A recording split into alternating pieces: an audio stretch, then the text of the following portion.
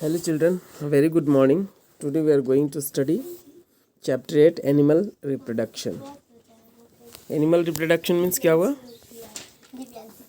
Animal reproduction मतलब पशुओं में जनन, ठीक है।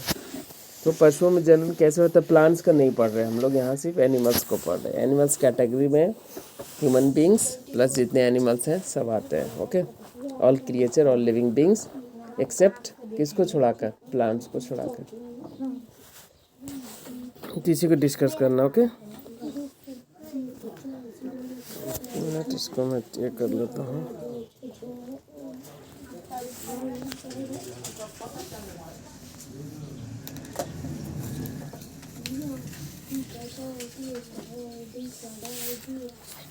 एनिमल्स मतलब पशु, रिप्रोडक्शन मीन्स जनन। जनन मतलब क्या होता है? गिव बर्थ, जन्म को जन्म देना। कम नियर, नज़दीक आ जाओ, समझो क्या करना चाहिए। इधर देखो अभी संसार में कितनी पॉपुलेशन बढ़ रही है। हर जीव जंतु का पॉपुलेशन, मानव का, मनुष्य का, ह्यूमन बींग्स का पॉपुलेशन तेजी से बढ़ रहा है बिकॉज ऑफ रिप्रोडक्शन, जनन। अगर ये नहीं होगा तो एक मनुष्य दूसरे मनुष्य को जन्म नहीं देगा, या फिर इस तरह से जनसंख्या वृद्धि नहीं होगी। तो रिप्रोडक्शन ज़रूरत है, ओके। एनिमल्स क्या करते हैं? अंडे देते हैं। कुछ एनिमल्स जो है अपने बच्चे को जन्म देते हैं। सब एनिमल्स अंडे थोड़ा देते हैं, और सारे एनिमल्स बच्चे थोड़ा देते हैं, नहीं ना। अब आप हेन को ही ले लो, अंडा देता है क्या? तो इस तरह बर्ड्स क्या, ऑलमोस्ट बर्ड क्या देते हैं? अंडे देते हैं। लेकिन एक अपवाद में एक्सेप्शनल, आपको बैट जो है वो बेबी को बर्थ करता है, बच्चे को जन्म देता है। तो जो मैमल्स कैटेगरी में आएंगे ना, वो अंडा नहीं देंगे, चाहे वो एनिमल्स हो या बर्ड्स हो। मैमल्स कैटेगरी में जो आएंगे वो अंडे नहीं देंगे, बच्चे देते हैं, ओके। मनुष्य क्या होते हैं? मैमल्स कैटेगरी में है ना, क्योंकि ये बच्चे ही देते हैं। Are you getting my points?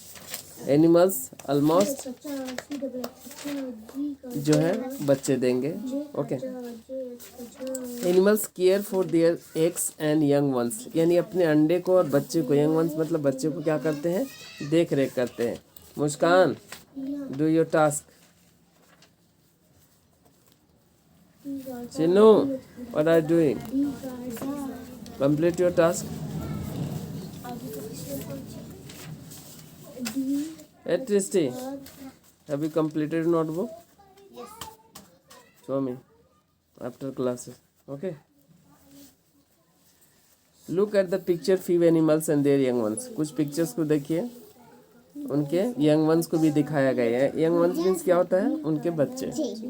अगर गाय हो है तो गाय से इसका बच्चा काफ जन्म ले लिया। डॉग है, डॉग से क्या हो गया? कौन आया डॉग से? उसके बच्चे क्या बोलते हैं? पप्पीज। पप्पीज ना यंग वंस को। ये है कैट, कैट के बच्चे को किटेंस, हेन के बच्चे को चिक्स, ओके। तो ये अगर नहीं होते तो इतने सारे होते क्या? बिकॉज ऑफ बर्थ ना, जन्म हुआ तब तो रिप्रोडक्शन ना। तो रिप्रोडक्शन क्या कहेंगे उसको हम देख लेंगे। The process by which being living beings, the process by which living beings produce more of their own kinds is called reproduction. अपने जैसे ही संतति को, अपने ही जैसे बच्चे को जन्म देना क्या कहलाएगा? रिप्रोडक्शन कहलाएगा। अब हाथी को ही जन्म देगा ना, मुर्गी थोड़ा ना दे देगा, नहीं देगा ना। मतलब पेरेंटियल्स गुण मिलने चाहिए उसमें, ओके। इसको क्या कहेंगे हम? रिप्रोडक्शन। अब रिप्रोडक्शन के दो तरीकों से समझ लीजिए। Reproduction, animals reproduce by two ways. दो तरीकों से एनिमल्स जो है अपने बच्चे को जन्म दे सकते हैं। पहला मेथड है लेइंग एग्स, और second one is giving birth to young ones, यानी अपने बच्चे को जन्म देंगे और दूसरा अंडे को जन्म देंगे। लेकिन अंडे को जन्म दे के किसी बच्चे, इसमें भी से तो बच्चे निकलेंगे ना, और इससे डायरेक्ट बच्चे निकलेंगे, ओके। तो उसको हम वन बाय वन करके स्टडी करेंगे। एनिमल्स दैट ले एग्स, ऐसे एनिमल्स जो अंडे को देते हैं, अंडे देते हैं। Many animals such birds birds हो गया। Amphibians, amphibians do you know what it means? Amphibians means क्या होता है? एम्फीबियन मतलब जो कि वाटर में भी रहता हो और जो आपको भूमि पर भी रहता है, यानी अर्थ पे भी रहता है, यानी दोनों जगह ये सर्वाइव करने वाले, यानी जल में रहने वाले और थल में रहने वाले, पानी में भी और हम लोग जैसे जमीन में। हम लोग हमेशा पानी में तो नहीं रहते ना, तो ऐसे लिविंग ऑर्गेनिजम्स को क्या बोलते हैं बेटा? एम्फीबियंस बोलेंगे। Are you getting my point? Amphibians. Insects मतलब कीड़े, जितने कीड़े हैं इंसेक्ट्स को भी, इंसेक्ट्स ऑलमोस्ट, इंसेक्ट्स क्या करते हैं? अंडे देते हैं। रेप्टिल्स, रेप्टिल्स मतलब ये जो आपको जैसे सांप हो गया, बिच सांप हो गया, आपको देखो ये घड़ियाल वगैरह हो गया, उस कैटेगरी वाले रेप्टिल्स कहलाते हैं, जो रेंगते हैं, रेंगने वाले जी। एंड एक्वेटिक एनिमल्स मतलब समझते हो? पानी में रहने वाले जी। अगर यहाँ पे एक्वेटिक प्लांट्स बोल देता तो क्या होता? पानी में रहने वाला प्लांट। तो एक्वेटिक एनिमल और प्लांट का मतलब होता है जो पानी में सरवाइव करते हैं, जो पानी में रहते हैं। Is that clear? Okay. Aquatic animals reproduce by laying eggs, अपने कैसे अपने बच्चे को जन्म देते हैं? अंडे देते हैं। These animals lay their eggs and keep them at a warm place. Animals जब बच्चे जन्म देते हैं अंडे को, ये एनिमल्स क्या करते हैं? अंडे को जब ले करते हैं and keep them at a warm, या उनको वार्म प्लेस में रख देते हैं। वार्म मतलब गर्मी जगह पे, गर्म जगह पे रख दिया जाता है, उसको अंडों को छोड़ देते हैं। ज़्यादा स्नैक्स क्या करते हैं? सांप जो होते हैं अपने बिल में ऐसे जगह जहाँ गर्म प्लेस हो वहाँ पे छोड़ देते हैं और हैचिंग हो जाता है अपने आप। हैचिंग मतलब जो अंडे को फूट कर 21 डेज के बाद, फटने के बाद जो बच्चे निकलने के प्रोसेस होता है उसे हम क्या कहते हैं? हैचिंग बोलते हैं। आगे हम देख लेंगे हैचिंग को। हासी,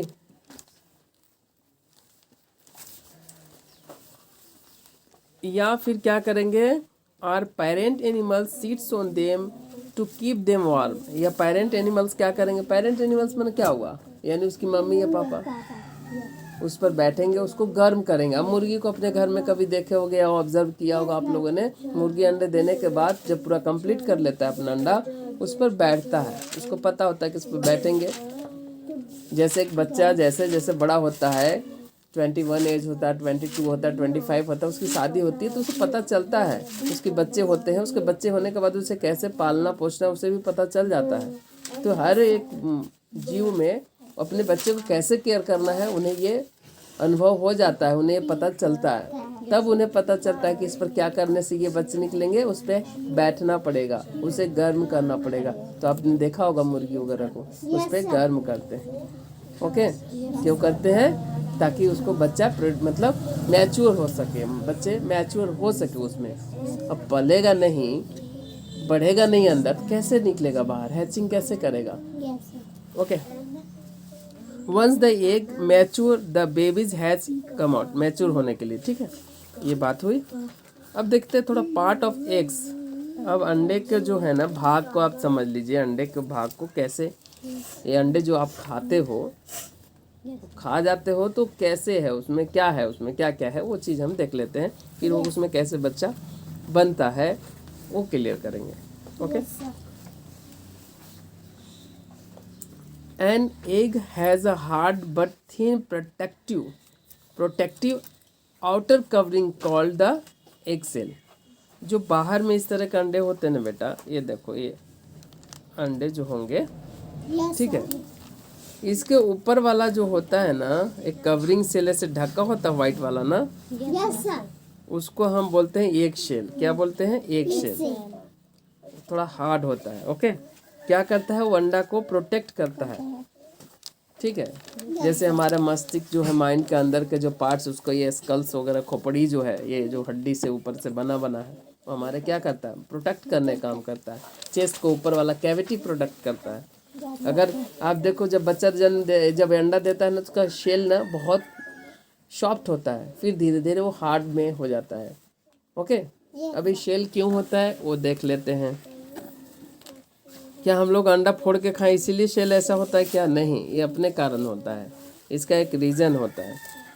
N egg shell has tiny pores. इसमें क्या होता है, एक छोटे छोटे छिद्र होते हैं। टीनी पोर्स का मतलब इतना छोटा हो सकता है कि you can't see without help of microscope और स्पेशल स्पेक्टेकल्स, या बिना खास चश्मा के या माइक्रोस्कोप के बिना आप नहीं देख सकते हैं। लेकिन कभी भी आप अंडे के शेल को ऐसे ऑब्जर्व करोगे ना तो थोड़ा सा एकदम रफ सरफेस दिखेगा आपको, पूरा चिकना सरफेस नहीं होता, रफ होता है। अब उसके अंदर जो होता है उसका एल्ब्यूमेन होता है अंदर, वो जो अंदर से ना एक शेल होता है, मैं बताता हूँ एल्ब्यूमेन क्या होते हैं वो बताऊंगा आपको। टीनी पोर्स होता है जिससे क्या करता है, हवा पास होता है या उसको मॉइस्चर बनाने का काम करता है, नमी रखने का काम करता है। अब ड्राई हो जाएगा, अब किसी भी बीज को उसमें पानी नहीं डालेंगे तो उगेगा नहीं, नॉर्मली यही है कि नहीं उगेगा, उसको पानी चाहिए। उसको तो पानी नहीं भी देंगे तो नमी चाहिए एटलीस्ट, ताकि वो जर्मिनेट हो सके। तो ठीक अंडा हमारे खाने के लिए हार्ड सेल्स नहीं है कि तोड़ के, बल्कि उसमें जो एम्ब्रियो है ना, एम्ब्रियो में जो होता है, जो भ्रूण होता है, जो बच्चा जहाँ बनता है उसको हवा पानी मिल सके ऊपर से, समझ रहे हो, इसलिए होता है। एक सेल हार्ड होता है और उसमें एक टीनी पोर्स होते हैं। Are you getting my point? Inside the egg shell is a white jelly like, एक जेली जैसा लस मतलब चिपचिपा जो रहता है, जेली मतलब चिपचिपा बोलते हैं। वो जो वाइट वाला कभी अंडा फोड़ के तावा पर डाले होगे तो देखे होगे, तो उसमें क्या होता है, बीच वाला जो होता है ना, उजला वाला पार्ट्स होता है ना, उसको हम क्या बोलते हैं, एल्ब्यूमेन कहते हैं बेटा, याद रखिए। वो जो चिपचिपा जेली लाइक सब्सटेंसेस हैं उसको हम क्या कहते हैं, एल्ब्यूमेन कहते हैं ना। आल्सो कॉल्ड एग वाइट, या एग वाइट भी बोला जाता है इसको, अंडे के जो अंदर का भाग है एग वाइट बोलते हैं। और एक होता है आपको योक होता है, जो कैसा होता है, पूरी पीला होता है, उसी से बच्चा निर्माण होता है। Okay, which is rich in protein. अब इसमें जो है ना एल्ब्यूमेन है, उसमें प्रोटीन ज़्यादा होता है। It contains about 40 different proteins. अब बताइए, ये 40 डिफरेंट प्रोटीन से मिलकर बना होता है। तो अगर आपको कुछ कमजोरी या कुछ ऐसा लगता है, थकावट लगता है, टायर्ड होते हो या फील करते हो, तो 1-2 अंडा खा लीजिए, थोड़ा एनर्जी मिल जाएगा, प्रोटीन मिल जाएगा। ओके, तो ये बात हुई। आगे देख लेते हैं। ये देखिए अंडे के ये भाग को आप समझ लीजिए। ऊपर वाला एक शेल कराएगा, ये जो कवरिंग पार्ट है बेटा, ठीक है। और ये समझिए, एक कवरिंग पार्ट तो आप समझ लिए सर, ये जो व्हाइट वाला होता है ऊपर वाला, वो एक शेल कहा जाता है, ठीक है बेटा। एल्ब्यूमेन क्या कहता है सर, ये वाला भाग को एल्ब्यूमेन बोलते हैं। लेकिन ये जो पीला पीला भाग जो देख रहे हो आप, मैं आपको ये चेंज करके इसमें बताता हूँ आपको। मैं ये चेंज कर लेता हूँ, चलिए चेंज कर लिया। ये वाला भाग आप देख रहे हो, ये पूरा जो येलो है वो क्या है बेटा, योक है।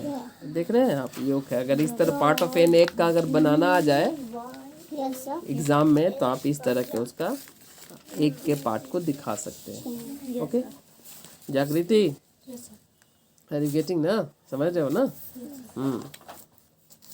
The yellow substance inside the egg is called yolk. जो एग के अंदर वाला पीला भाग होता है उसे हम क्या कहते हैं बेटा, योक कहते हैं। It is rich in fat, इसमें फैट्स बहुत ज़्यादा होता है, विटामिन होता है एंड मिनरल्स होते हैं, ठीक है। तो जिसको मोटापा कम करना हो, बीचे वाला भाग को निकाल के खा लीजिए, प्रोटीन मिल जाएगा पूरी तरह से। मिनरल्स इसमें ही नहीं, इसमें भी होते हैं, इसमें भी होते हैं मिनरल्स, विटामिन, इसमें भी, विटामिन बोल रहा हूँ, प्रोटीन इसमें भी होते हैं।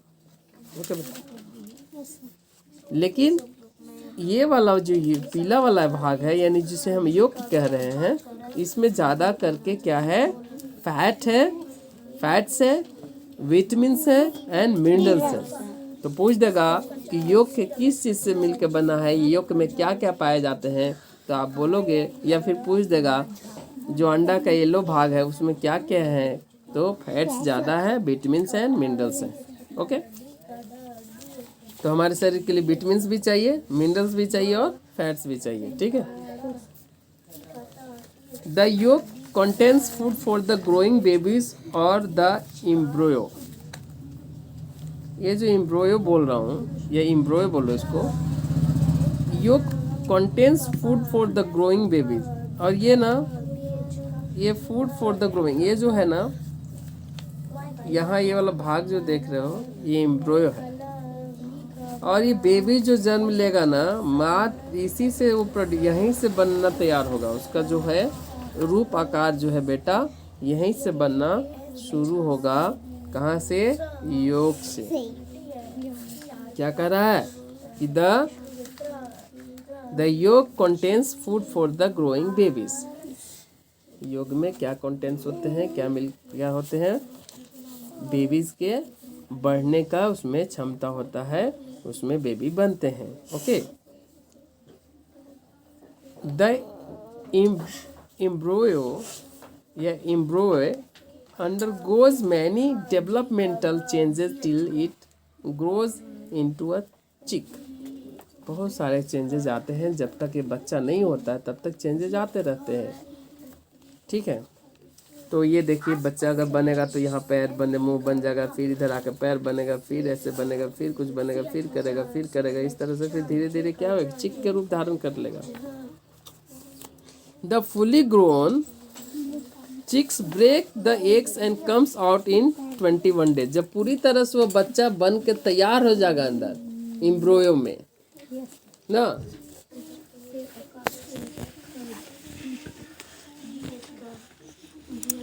कितने दिन में तैयार होगा? 21 डेज में। जब पूरी तरह से वो मैच्योर हो जाएगा, this process is called hatching. इसको क्या कहेंगे? हैचिंग बोलेंगे। The chick then finally grows into an adult. अब वह एक बच्चा का रूप धारण कर लेता है और बाहर आ जाता है। Okay. The stages of development from an embryo to a mature adult are called the life cycle of animals. यानी भ्रूण जो था, अंतिम जो यूनिट था लाइफ का, जहाँ वो तैयार हो रहा था, वहाँ से बड़े होने, बाहर निकलने तक की प्रोसेस को क्या कहेंगे बेटा? हम लाइफ साइकिल बोलेंगे, ठीक है। हाँ, are you getting my? Life cycle किसको बोलेंगे? जहाँ से भ्रूण, जहाँ से बच्चा निर्माण एम्ब्रियो में, ठीक है, डेवलप होने के प्रोसेस चालू हो जाते हैं, विकसित होने का प्रोसेस चालू हो जाते हैं, और उसको बाहर आने तक, एडल्ट होने तक की प्रोसेस को हम क्या कहेंगे? लाइफ साइकिल ऑफ एनिमल्स कहेंगे। ओके। तो आज के लिए इतना ही। आई होप कि आपको इतना क्लियर हो गया होगा। Now next day I will discuss ना। Thank you.